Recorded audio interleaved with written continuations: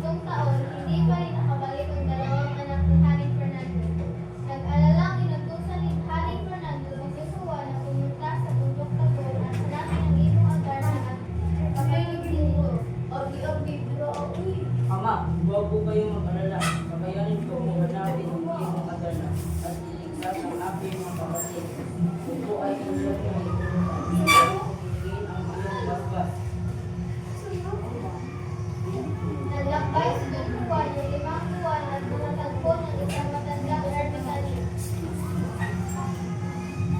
Lolo, kailangan niyo po ba ng pagkain? Ito po aking huling tinapay. Iyon na po ito. Tama sa iyong kapatid ay buwan. Ang buwan ng mga kapatid ay sa mga kapatid. Tutulungan sila ng kapatid ang isang moderna. Pagdating sa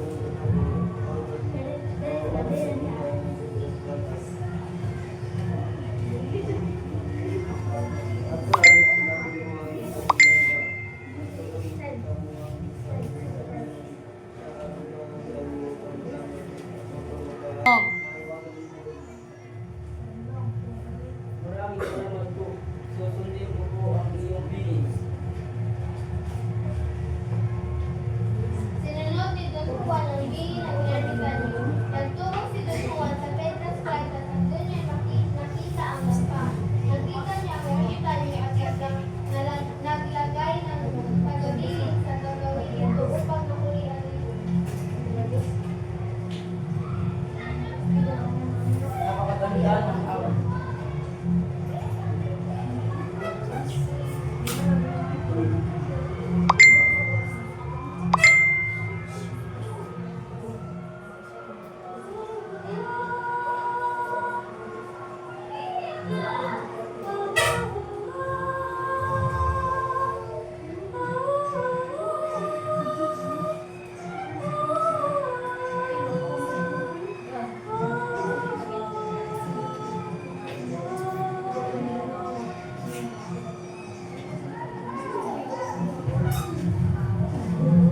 Ngunit hindi dapat ako makatulog. Sinunod ni Don Juan ang payo ng ermitanyo nang hiwaan ang kanyang palad at tapakan ito ng dayap upang manatilihin. Itong alin katumbas ng 7 sugat sa palad ni Don Juan. Nang matapos ang awit ng ibong Adarna, natulong ito na nakabuka ang mga pakpak at dilat ng puta. Umakyat sa puno si Don Juan at Don Juan, sinunggaba ng ibon upang maitali sa paa gamit ang itong intas na bigay ng ermitanyo. Sa wakas, nahuli ko rin ang iyong Adarna. Nakauwi na ako upang pagawin ang ama.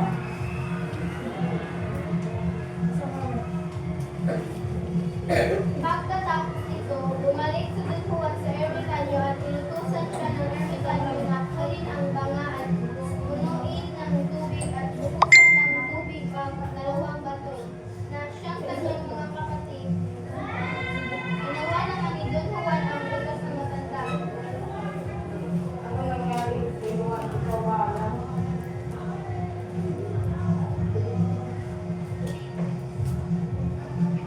Salamat kapatid.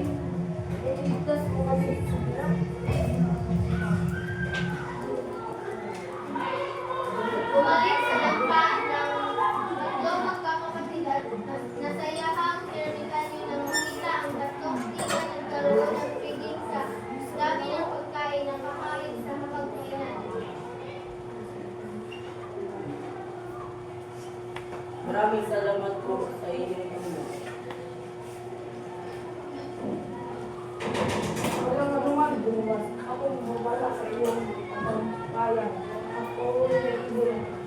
Magkakauwi kayo upang malalim ang iyong ama. Opo at hindi ko yung magagawa kung hindi dahil sa iyo. Kinausap ng magkakapatid at sinabi na sana'y huwag manahan ang suka sa kanyang paglalakbay pauwi at naway manais ay nagmamahal sa isa't isa. ay